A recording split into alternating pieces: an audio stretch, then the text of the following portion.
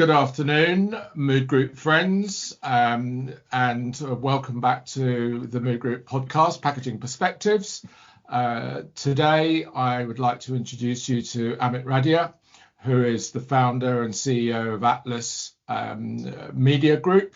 Amit and I have been friends, I was working out the other day, for over 20 years now. And we recently had a great opportunity to catch up at Gulf Print and Pack in Riyadh, and Amit was bringing me up and making me more abreast of the current developments of Atlas. And upon reflection, I thought, we really should get together and have a little chat about what you find to be the sort of secret ingredients to your success, and where you came from, and what your views are on people entering our industry, and also how you got into printing and packaging of it. So for people listening to the podcast, please can I remind you that to ensure that you get future episodes as well, please hit the subscribe button, and if you're interested in participating, please apply through the guest button. So without further ado, good afternoon, Amit. I know I'm speaking to you in Dubai today, I believe, where you're headquartered. How are you? I'm good, Marcus. Thanks very much for inviting me to this. You're very welcome. You're very welcome. I think the first sort of burning question everybody's got, I mean, anyone who knows about the success of your group must look from outside and say, how did he do it? Where did the idea come from? Where was the inspiration? How did you do it? What were the early stage things that you learned as you went along? I've got a rough idea, but it's far better to hear it directly from the founder. So what gave you the idea? Why did you go into printing and packaging? And why Atlas Printing Press, which is now over 31 years old, I think? Yes, it is. It's just coming up to that. So how long have we got? Because it's a long history. When you say how did I get into this, it's I'll give you a little bit of a history background first as to how I find it, and then slowly lead you through how it all evolved. Basically, I was born and brought up in Kenya, in East Africa, and in the 60s, when Kenya was still a colonial country. And my grandfather was in the printing business in the 40s, after the Second World War. So as a kid, wow. He had a printing press and a stationery outlet. And as a kid, I grew up there, where I used to go and see the presses. And as you can imagine, the kind of equipment they had in those days is nothing like, I'm sure most people wouldn't even recognize one if they saw it today. Heidelberg cylinders and things like that. Cylinders and letterpress, melting hot lead into little letters to do an impression on that black and white, and incredible. I mean, in terms of the actual, how can I put it? The actual type of printing that was done, it's totally different from what people are used to today. So yes, I mean, that's how I sort of got an interest into printing. Anyway, needless to say, grew up a little bit, went into university, to an American university, got back. And as I was about to start my career, I joined an advertising agency initially. And was this in Kenya? Yes. Okay. And things were going, looking good. And then suddenly there was a coup attempt in Kenya, and there was a lot of repercussions on that. So I decided to leave the country. My father said to me that there was a lot of stability at that point. So I had a British passport, so moved to the UK in 82, and went looking for a job. And I thought, okay, what would I like to do? I was completely out there in the open, and tried for a few jobs, couldn't get anything. Finally got a job at a mid-sized printing press called Clementine, where I joined as an estimator. Interesting, because even then it was all offset printing, so there was no such thing as digital in those days. And went up through the ranks. We grew the company quite well. I mean, basically it was during the years of the Thatcher government. So things were good in the UK in the early 80s. Yeah. And then really moved up the ranks and got to a point where I was general manager within 7 years. Got to know a lot about printing through that, because that was my best learning curve, because my boss was a chap called Russell Chaplin, and he was amazing. I mean, the most humble boss you can ever get, and gave me a lot of opportunities and taught me a lot. Anyway, did that. I got an opportunity to move into another international group to set up they wanted to set up a security printing plant in Kenya. So they made me an offer I couldn't refuse, which I took on, moved on, and finished that project off. And then I was with the group, and there was an international group, and their headquarters were in London. And then this opportunity came along to come and set up something in Dubai, which I took the challenge, because obviously I came to see Dubai, and Dubai was obviously nothing like what it is today. It was a small, sleepy old town, which was a welcome change for me from the hustle and bustle of what I was used to in London with 2 young kids. So traveling a lot, really had no time for myself, all over the place. So when it came to Dubai, it was a great, great relief. And it was a 2-year assignment. So I came into Dubai in 92, started doing the assignment, finished it off, and then I decided, okay, this is a nice place to live. So started looking around to see and the potential for print was just staring at me in the face there, because one of my tasks with the group was to handle all the print for the whole group internationally. And I was leading with presses here in Dubai. And in those days, Dubai was nothing like it is today. So the opportunity, got a license, took me about 6 months. And then when I finished my assignment, I set up Atlas, which was in 94. But it started off as quite a reasonably small setup in offset, a couple of small 2 colors and one 4 color. And, it was just testing the waters, because no one knew what was going to happen in Dubai.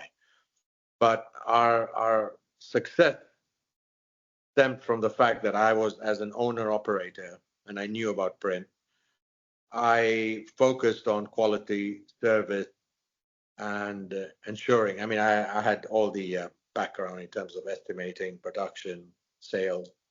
So I was all rolled up into one, popping out with my briefcase to visit ad agencies and clients with my suit on, and then come back, plan all the jobs, do all the production planning. And then slowly business started to take off.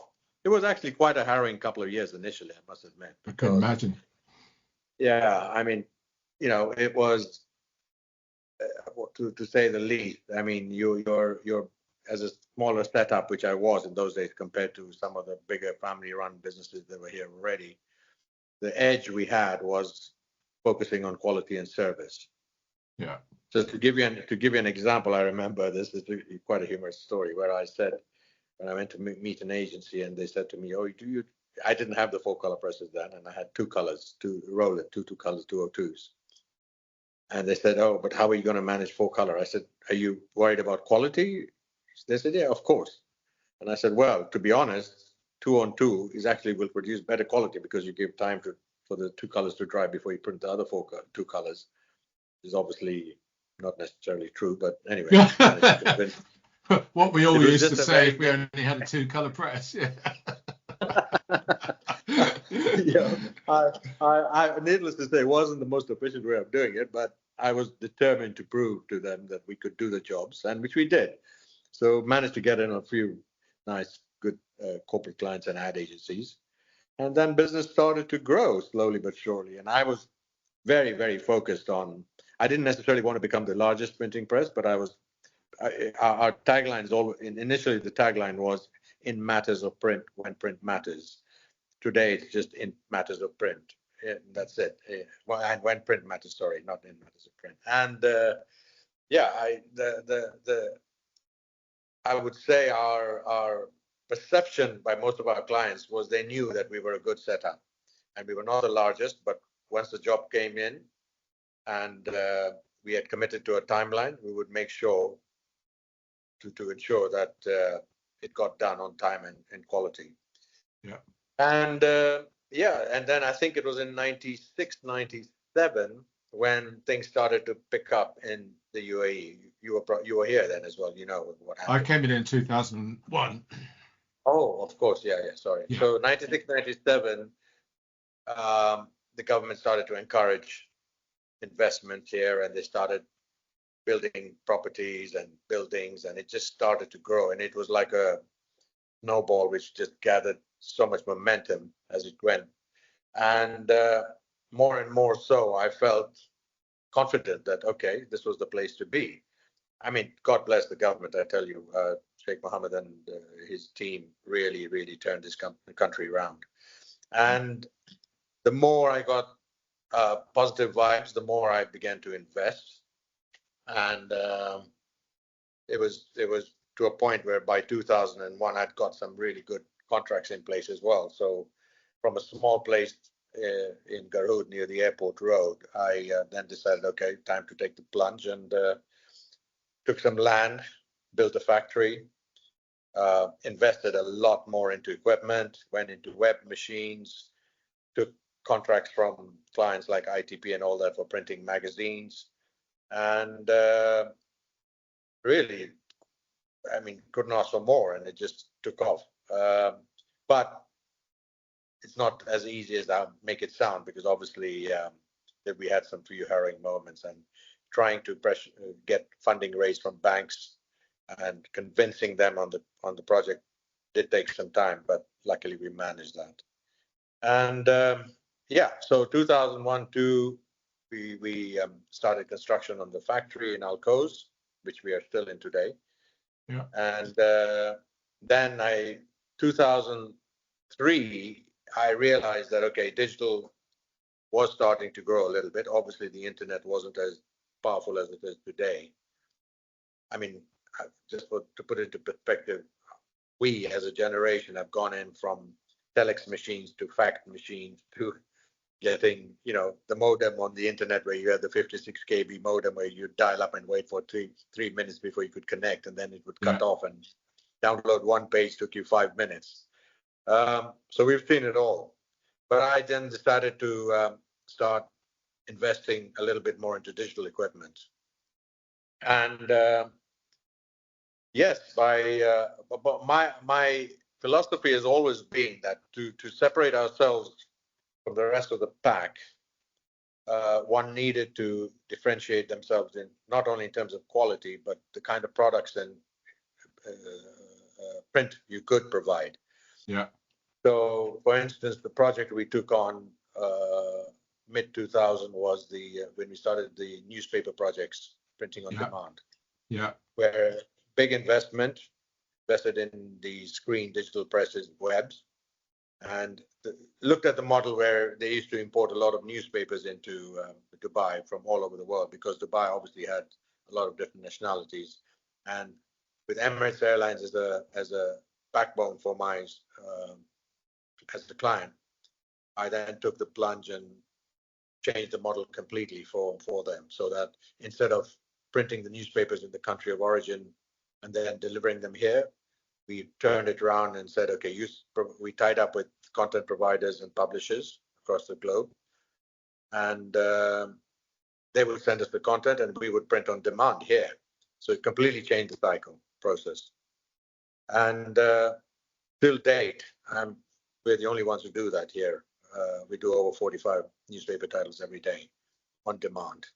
Fantastic. And yeah, so and with over time, I felt that, okay, offset was there. And what tends to happen in offset is Dubai is a unique place in that respect, because there's lots of money and investment coming in all the time. So everybody can afford the machinery, but not everybody necessarily has the expertise. So the bigger presses here always relied on their staff and managers, and the senior management were there, but not necessarily involved in understanding the businesses per se. Whereas us as a mid-sized company, I was hands-on the business, which is very, very important. And this is one point I'd like to point out for the younger entrepreneurs, forthcoming entrepreneurs, is that you've really got to know your business before you take the plunge, because you got to know more than all your staff put together, because that's the only way you can lead. If you feel that you're going to let managers run the business and you'll just sit back and do the financials, it's fine for the big MNCs, but not for the SMEs. Yeah. So, which is why I found you at a trade show, wasn't it, in January? Yeah. Exactly. And it also has a lot, I guess, to do with passion for the business. I mean, I enjoy print. It's one of my. I suppose the ink runs in my blood, as they say. I love the smell of the chemicals when I walk through the factory. In those days, obviously. Today, we're a completely different setup. So, yeah, everything was going hunky-dory. We grew extremely fast over the next 7-10 years. Did lots more investment and became reasonably big in size. And but one thing I did notice was from 2008 we had the financial crisis. We got through that luckily because we were not that big and we were not that leveraged. But 2014 onwards, I could see that magazines, newspapers, books per se, everything was beginning to reduce in size.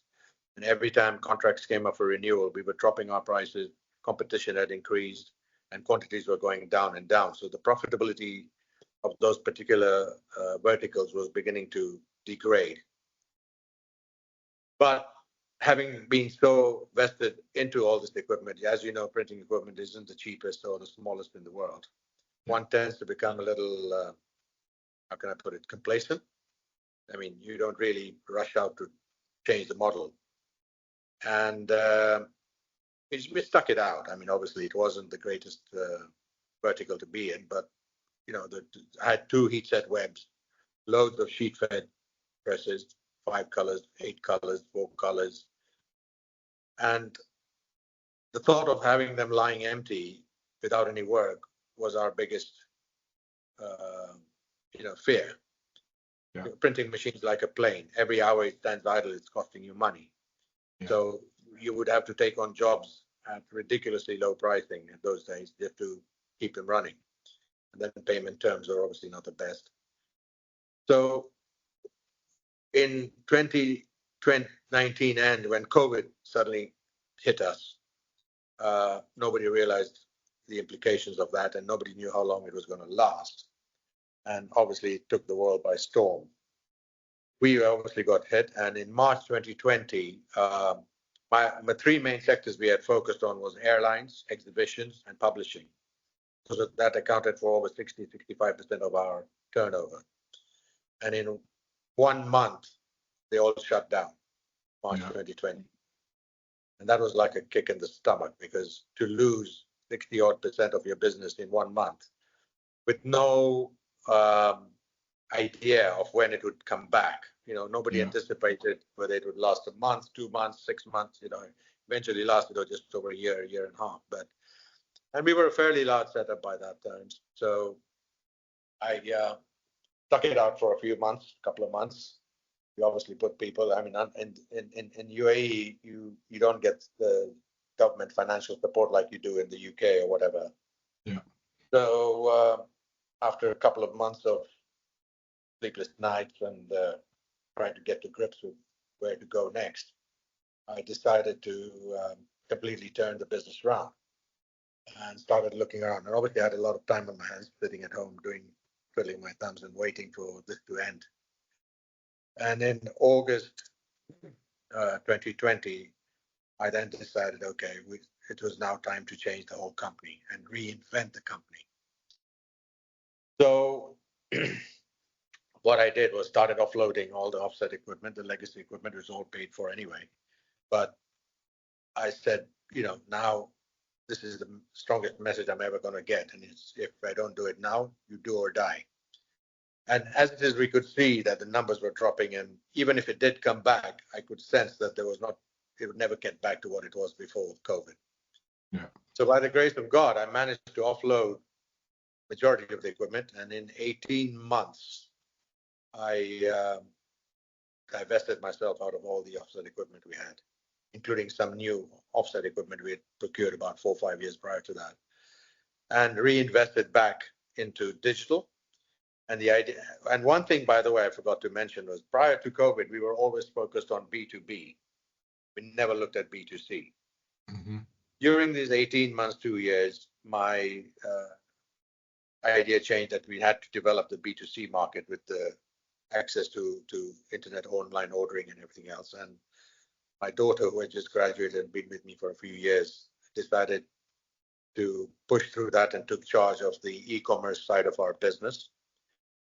So we launched an e-commerce site called Printsook and registered the trademark and invested quite heavily into developing that e-commerce portal. Took us about 18 months on that time as well. And it was a slow start initially, but it just opened up a new revenue stream for us. It wasn't big initially, but it's growing now at a rapid pace.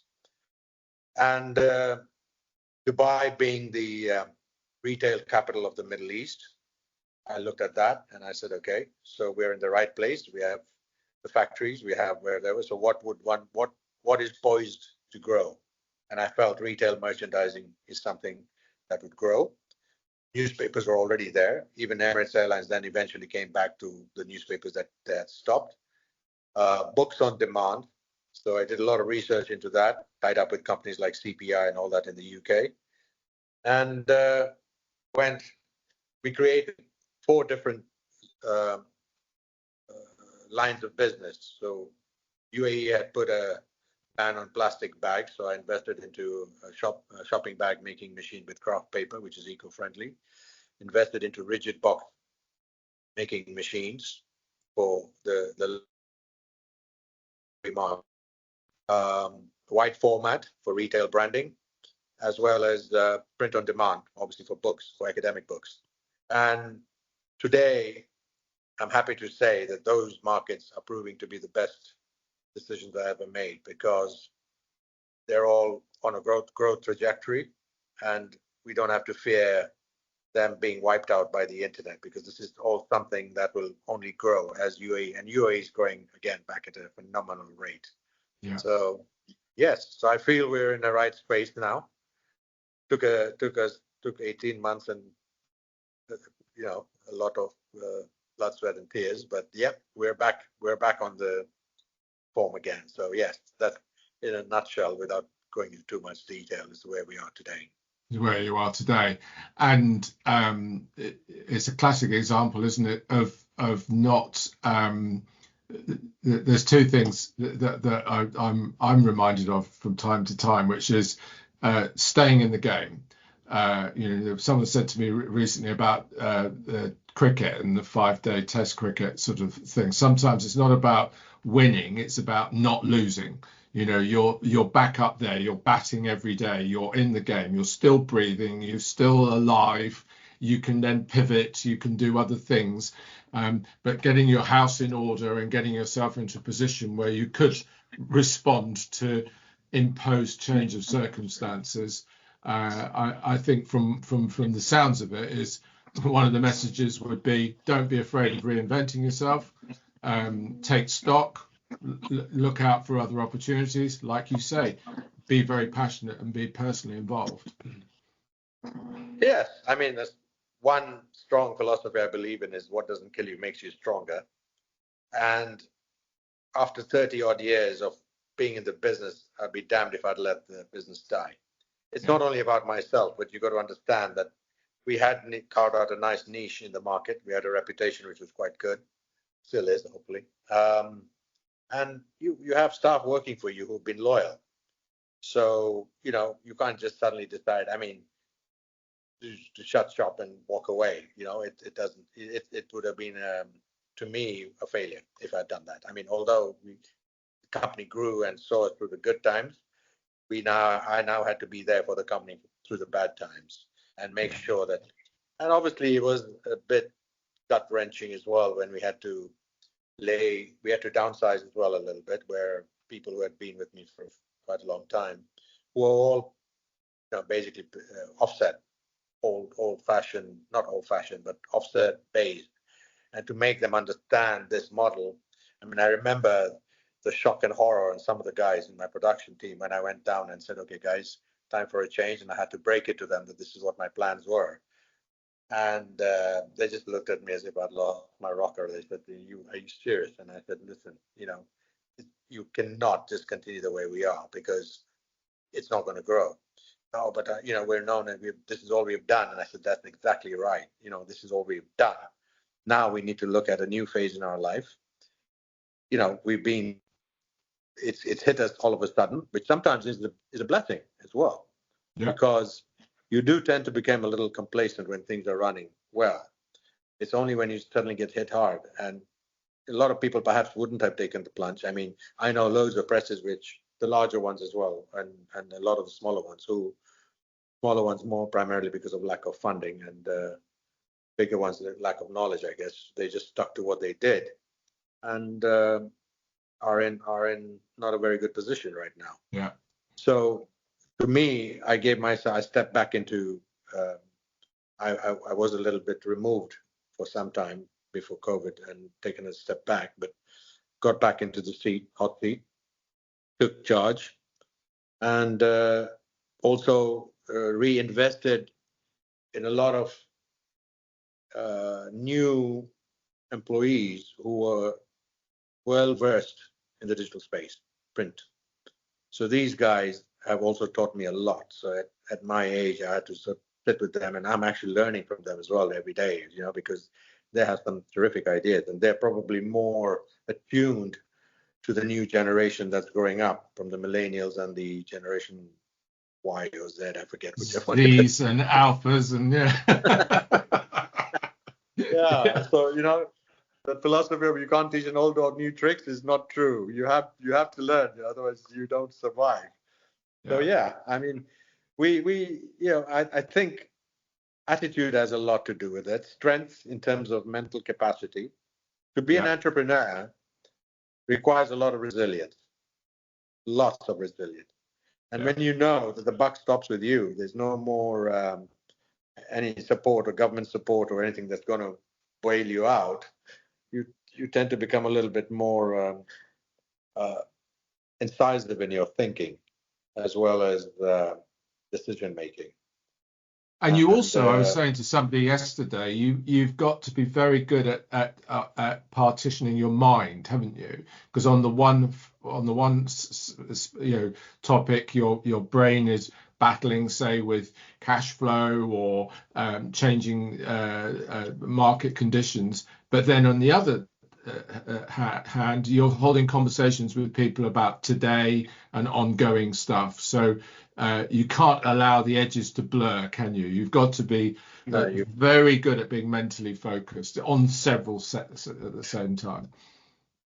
Absolutely, yeah. I mean, I'm actively involved now in the operations of the business because our business model has changed so much. Now, gone are the days of where you had magazine contracts and you could sign a contract and then everything just rolls on auto.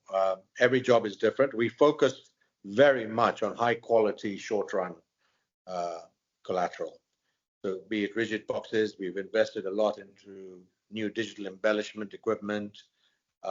We have 5 different types of digital ink processes that we work on, being toner, obviously UV, water-based, electrostatic magnetic inks with the Indigo, gel inks with Canon. So what we're able to do now is print on any kind of substrate, be it wood, aluminum, plastic, whatever it is, apart from paper. So that opens up a lot more avenues because people today want all aspects of print. Print hasn't died, it's just evolved into another format. And especially when we launched PrintSouk, we found that the SKUs we had, we're loading on an average of about 50 SKUs a day, every day on that site. And it's endless, from photo frames to books to yoga mats, printing yoga mats, personalized yoga mats. And the nice thing about that model is the fact that it's all cash. You swipe it, but the thing is, it's all time sensitive and you've got to use it. And there's no MOQs on that. But top line may drop, but your bottom line definitely gets a little better. and obviously your cash flow. And I also had, I forgot to mention that earlier on, that luckily, obviously, over the years, we had built up a little bit of a reserve. So I had to bring all the money back into the business. Business has paid me till now, and now it was time for me to pay back. So whereas a lot of people may have been reluctant to do that, I said, no, we need to get back into this. So brought a lot of my personal funds back into the business to sustain us during that lean time, which we had for about a year and a half. Because it does take time. It doesn't just jumpstart getting a reputation, learning new lines. Rigid boxes were a completely different new line for me. Yeah. The different facets of that, getting the materials, getting that, and it just, exciting. I must say that I'm very charged up right now. But that's lovely. But it's also, you make a few mistakes along the way. But today we know the business pretty much. Yeah. So we tend to pitch ourselves as we're not the cheapest. We're not here to compete against if you find a cheaper price. We're a one-stop solution. I always tell my staff that you're not selling print anymore. You're selling solutions. Yeah. When we talk to somebody, talk to them about the project, look at their pain points, look at what they could do better and there, because they're running their businesses. If you're a clothesline retailer, you have your different pain points. Well, how can we support you in that respect? Like what we did for Emirates Airlines for the newspapers, and now for universities and schools on book on demand, where, we've introduced models which have extremely, even they couldn't believe that we could do that. So to give you an example, there was an academic publisher who used to print in India and China, and they used to print books by the thousand for this region, for the GCC region. And then they had warehousing in each and every country, Oman, Qatar, Bahrain, Saudi, where they would ship all the books and keep them in stock and then distribute from there through distributors. Obviously, price of production of a book in that respect was cheaper, but what they forget about is the other hidden costs, like warehousing, staffing, obsolete stock, cash flow. And by the time we added all that up, it was also our job to educate the customers, to tell them, look, guys, you might be paying X and we are charging you Y, but at least in Y, you're not paying, you know exactly what your cost is, whereas in X, you don't, because all those hidden costs get lost in the process. And it's at the end of the year when you find out suddenly that, oh my God, our warehousing cost in X, Y, Z is killing this thing, and we've got so much dead stock lying around. So we introduced the model of print on for them, and now what they do is they literally place orders with us every 7 to 10 days, 14 days, where they send us the whole list of titles. They've got over 3,000 SKUs in terms of titles. And they can turn around and say, okay, we have 342 for Oman, 65 for Sharjah, 720 for Saudi, blah, blah, blah. Literally, we print, pack, keep it ready. The courier servant comes in, picks it up, and it's gone. And they know that they haven't ordered one extra book more than they need, and which at the end of the day has made their profitability better as well, because now they're only paying for what they use, not in anticipation of what they might sell. Yeah, and they can keep all the content bang up to date, can't they? Because they can just update the files with you if there's any text changes or anything or content changes at all. Yeah, but it's also a lot software driven as well, Marcus, because we've invested heavily into softwares as well. Okay. So variable data softwares, personalization softwares, that is also a key factor in this. We do examination papers, for instance, where we can print examination papers with the student's name, randomizing questions, doing the kind of personalization that wasn't possible before. Clever. And if I'm not mistaken, and not saying anything out of school here, you're also, with this model, able to look at other parts of the region, e.g. Saudi Arabia, perhaps. I think when you and I met in Saudi, we were talking about future plans there. Any announcements you want to make on this podcast, Amit? about. Yeah, well, after we met, by the grace of God, I was in Saudi for 5 days and finally got my residence permit and my licensing and all that approved. So yes, we are opening up in Riyadh in the next 2 to 3 months. I'll be back in Saudi next week to finalize on, thank you, on the warehousing and whatever. The idea now is a hub and smoke model rather than trying to have one big factory and because freight costs and all that are not necessary anymore, especially for the B2C side. So what we are doing is we're going to set up smaller production units geographically spread out in the region. Yeah. And we are focused only on the GCC at the moment, nowhere else, because that is a big enough market right now for us to target. There's nobody else. There are companies who do that, but I think we're a little bit ahead in the game. So we will open in Riyadh. The plan is to open up another couple of centers, maybe in Jeddah or Dammam, then go on to Qatar. Bahrain is not too far away, so we wouldn't probably go there, and then Oman eventually, and maybe another couple in the UAE, like Abu Dhabi and whatever. But smaller production units. Atlas's head office is where I'm sitting right now. We're in a very fortunate position here. So the biggest stuff, if necessary, we can still handle it out of here. But the print on demand stuff where people need it literally in 24, 48 hours would be the model to create. And we have it then a network. And we've also invested a lot into software for that side because we've tied up with a software company that allows us to monitor production. Jobs are coming online and they're just being downloaded. The order gets produced, it gets allocated to a machine. I can at a glance find out exactly what production is going on, which machines are running, which are not. That also gives me feedback for my future investments. But the idea is once we tie up with specific suppliers, we will not then chop and change. We just duplicate those models across the region. And that also helps with the hot topic at the moment of things like tariffs and import duties and stuff like that, doesn't it? In terms of having your satellite manufacturing in different places. Yeah. Yes. I think we're one of the few industries that are able to do that because obviously with the advent of internet and how fast it is. Also, the fact is a lot of countries are quite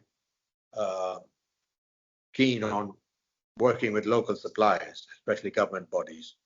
So they're not necessarily happy. I mean, Saudi would rather give preference to a Saudi company as opposed to a Dubai company. Sure. And also, they have been given an agenda. So when you build up our focus is B2C, but B2B is still a big part of our business. So the idea is to lock in with specific large MNCs as well as government bodies. Those tide you through on a day-to-day basis because the work's going to keep on coming in every day, and then developing the B2C market where the population in Saudi is a very young population. The country's changed dramatically. We never even looked at Saudi up till about 2 years ago, and today, in my opinion, if it goes according to what they are planning with their Vision 2030, I think it'll be a substantial market to focus on as well. But it's not easy to set up there. Definitely. I think so. Isn't it the population is something like either 32 or 36 million, and 70% of that is under 30 years old? Yeah. Yes, it is. Yeah. And with all the things such as all the events, all the outdoor things now that involve high-end retail and restaurants and leisure and entertainment, there's so much POSM, there's so much event material, you name it. It's great times. Like I told you, the attitude and the mindset of the younger generation is incredible there as well. I mean, UAE has obviously had a lot of time for the last 20 odd years to evolve into what it is today. Saudi obviously wants to reach it in less than 7 to 10 years. Yeah. Which I believe they could if they want to. I mean, it's going to take a lot of hard work, but the amount of infrastructure and Saudi is a big country, right? I mean, at the end of the day, so you've got to be where the action is, and that's why we said that rather than trying to service a country as big as that with one major center, it's easier to set it up in smaller centers across and be there to literally supply and whatever you can't do from there, you still got the the backup of the Dubai operations to support them if you need. We also have good tie-ups with other companies in Saudi, larger offset printing houses and all that. What they tend to lack is the marketing skills. So, at the end of the day, if the customer doesn't know what you're capable of, it's a bit difficult to try and sell them.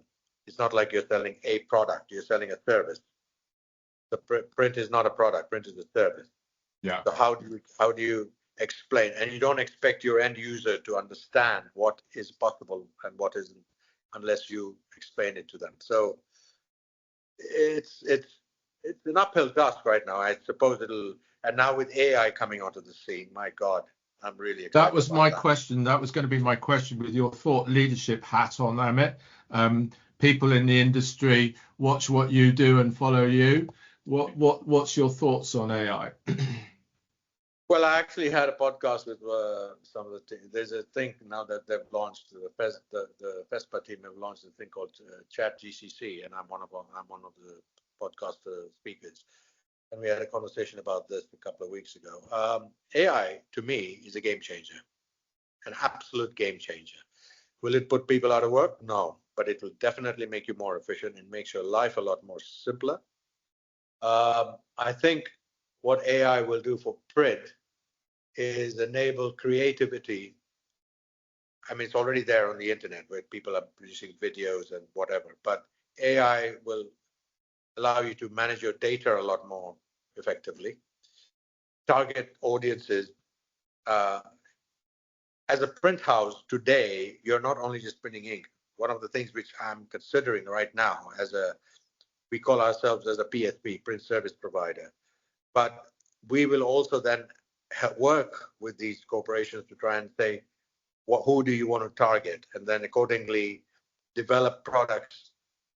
Whether a classic example right now, we're working with an organization out of the UK where they want to launch brands across the UAE, clothing brands, which are aimed at what they call lifestyle, premium, and luxury.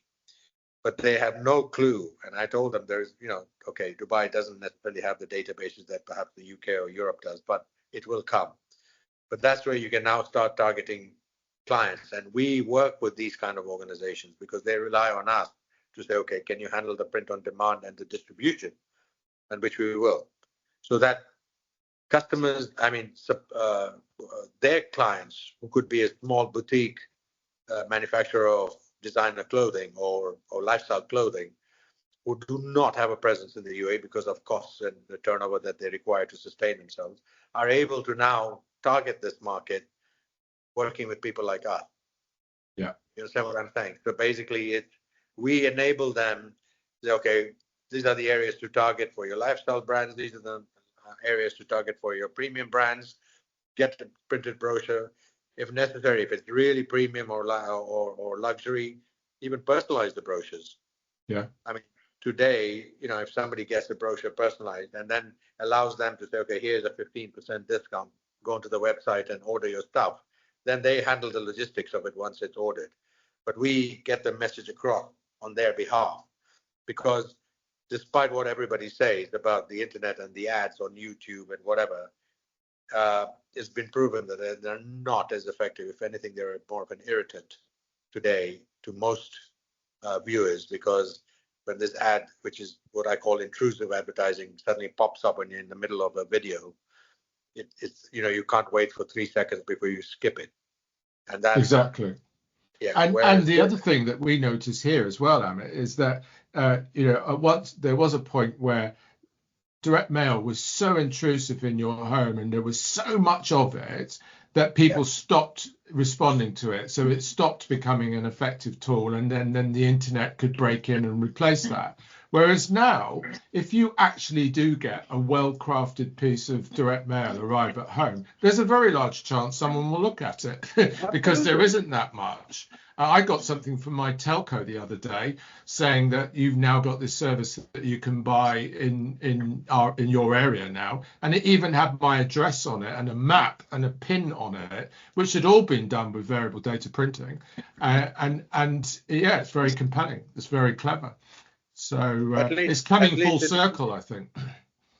Yeah, I mean, again, it's not applicable to every sort of business. Obviously, if you're selling basic commodities, then you're still better off, to get your brand across on the internet and just create brand awareness and throw special deal. I believe it's more targeted. I mean, UAE is a pretty small country with a population of no more than 8, 9 million, 10 million. So there is a vast opportunity here for us because luxury is a given here. A premium is also a given. Lifestyle is also a big growth business. So I feel that if somebody, the consumer will feel that this company has taken the trouble to print a brochure with things which they feel would be appropriate for my consumption, then they will take that a little bit of extra time. They will not necessarily chuck it away, if you know what I mean, especially if it's printed nice. Yeah, and there's there's versions, isn't there? For instance, if they're going to send you a brochure on clothing, then they're going to show male models wearing male clothes. But if it's going to your wife or your daughter, it will have pictures which are focused on ladies. So it's going to be a more effective tool. We'll also localize the languages because certain brochures will be in Arabic, certain will be in English, so that they feel that they've taken the time to understand that, okay, this is, a preference of language is Arabic, so why not? I think with the internet, I mean, it'll never go away, but print has to go hand in hand with internet. That's what I'm trying to get to here. Yeah. There's nothing like a nice simple example I'll tell you, which is something we're pitching, is as well as luxury cars. Okay, today, if you're going to be spending a couple of $100,000 on a luxury car, traditionally what they had was tons of brochures printed, and they would just give you one, and you'd walk away with it, and then whatever. Now we have the ability to say to them that, okay, create a montage of all your interior fit outs, interior seat colors, exterior colors. And then when a customer walks in, you're obviously going to take all their details down, correct? What kind of preference on color, can you imagine that chap may not make a decision then, but 2 days later, through a courier, he gets a brochure delivered to his house, which shows the kind a Ferrari in red with the kind of seats he liked and his name on the number plate parked outside. It can be a 16-page brochure. Yeah. He may not buy the car, but I can guarantee you won't throw that brochure away. Yeah. And it's very compelling. People will come back to it, won't they? They won't throw it away. They might come back and buy the car in 6 months. And the use of, like you say, versioning, personalization, cross media, print does go hand in hand. And it's not, it sort of almost disappeared and is now coming back and has impact in people's lives. It definitely does. Yeah. And this also gives them the ability that when you're giving today there are so many fake ads as well on things like Facebook and all that, where they, you may not necessarily trust the company and be a little worried about placing an order on that. However, at the end of the day, if it's a printed brochure and you've got the website and you've got everything about the company, like I said, once you switch off the laptop, it's gone. You won't remember it. Whereas with this, you may say, okay, sounds interesting. Maybe we're getting a 30% off and I've got 30 days to decide. You may not do it, but it still gives you time to take a breather and think about it rather than trying to make a decision on the spot. Yeah. So if you were to roll up and encapsulate in a short thought your experiences since your granddad's printing press back in Kenya through to today and some of the things you've taken, what would you say to your grandson, for instance, if he's thinking coming into the business? What few wise words from Amit as a passing shot? If he does get into the business, all I can say to him is it won't be anything like what it is today, 30 years down the line, guaranteed, because AI will rule the world. And yes, print will never die because branding and advertising has to stay, whether it's on the street sign or whether it's in a shop or whatever you go in. However, with the advent of online ordering and whatever, it'll be a completely different business. So, I mean, we've been fortunate enough to see from black and white televisions and telex machines to what we are today. I can't even understand what they will see in the next 30 years, and neither you or I, will be able to see it in the end after that time. But all I can say to him is, for the younger generation, all I would tell him is have an open mindset and don't close yourself up on the what we do. Look at the opportunities outside the scope and learn. That's where education kicks in. You don't necessarily need to go to print school, but you need to have an awareness. And as well today with social media and TikTok and all that, there's a lot of learning potential. So all I would say to him is, learn and understand where the world is going, because it will not be anything like this 30 years down the line, guaranteed. And world powers who are there today may not necessarily be there 30 years down the line. So be ready for anything, because in today's day and age, the pace is too fast to sort of even predict what they're going to go through. I actually feel quite sorry for the new generation, because it's going to be a far more competitive world. Yeah. I say I've said, I'm on record as saying that I think the times that we live in at the moment are, certainly if we talk about print and packaging, one of the most exciting times for our industry that it's ever been, with all this change and all this opportunity and variety. It's certainly very stimulating, isn't it? There's nothing humdrum about it. Trying to stay abreast, trying to spot the opportunities, and you talking about advice. Another podcast guest we were talking to recently said about curiosity, being curious, and I think that's a good thing, because out of that curiosity, as you say, you go to shows, you see new things, you take on board new ideas. The world's changing. How can we embrace it? How can we build solutions? Your digital back end enables you to do just that. So it's exciting times. I think that curiosity only stems when you have a passion. Curiosity is there, but at the end of the day, you need to have an interest and a passion and be hands-on. Who would have thought that today, when you walk into a printing house, and you've been to ours and you see it doesn't look like a traditional print house at all, but just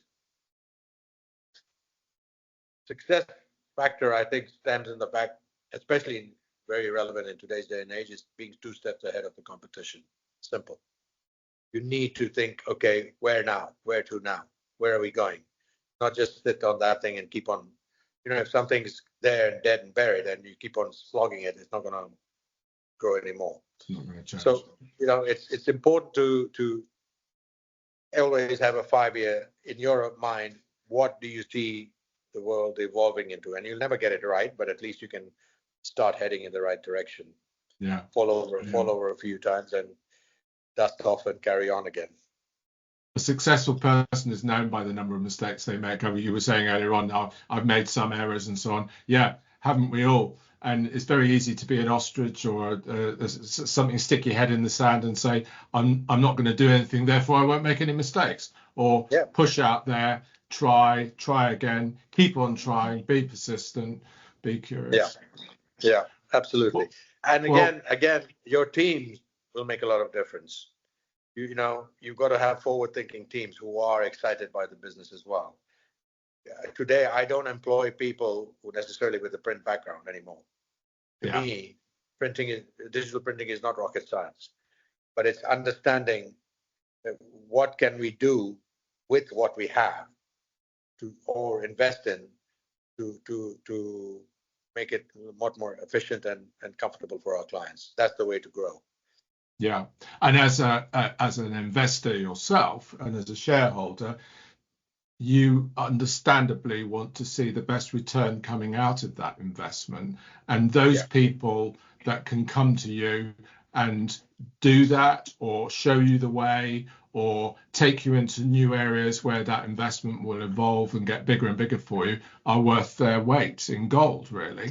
And that's what we do. We provide those people to our clients. It is a changing marketplace. Sustainability, AI, digital, you name it. And I say to all candidates, they need to reinvent themselves. They need to show how they add value to their employers in terms of being able to be proactive and think outside of the box. Yeah. Sustainability is a very, very key issue, by the way. I forgot to mention it. That's what we focus on as well, because in today's day and world, sustainability is such an important aspect of the whole growth factor, especially when you're working with large corporates as well as the government bodies, because everybody has this agenda that they have to be seen to be going green. Yeah. Some may only be doing it for marketing reasons. There are companies that are very, very pro sustainable. So the equipment also that we invest in is also very sustainable in terms of production terms.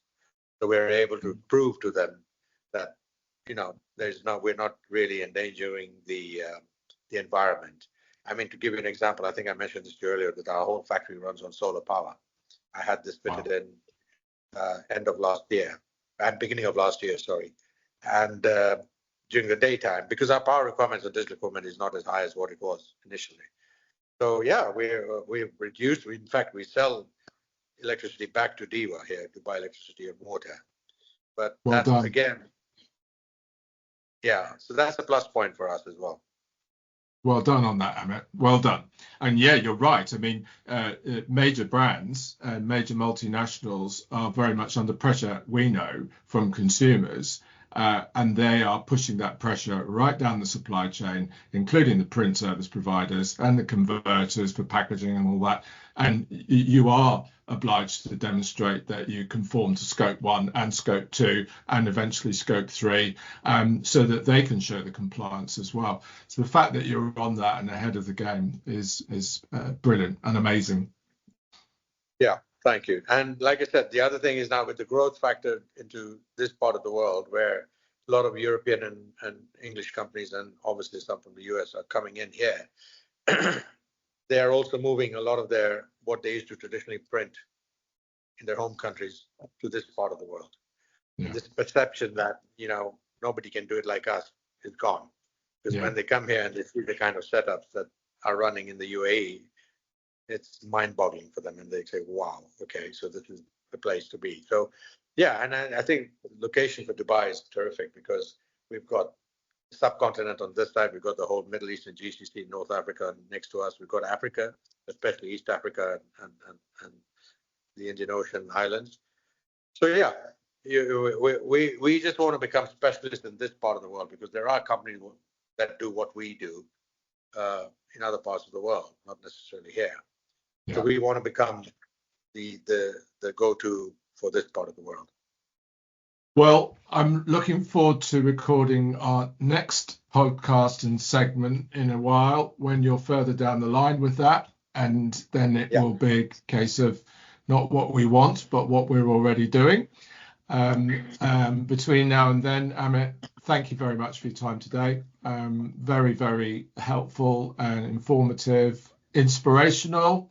Insightful, and I know our audience were going to enjoy it a lot. Thank you so much. Thank you very much, Amit, and continue with your great stuff. Thank you very much. Absolutely. Thank you. Bye bye.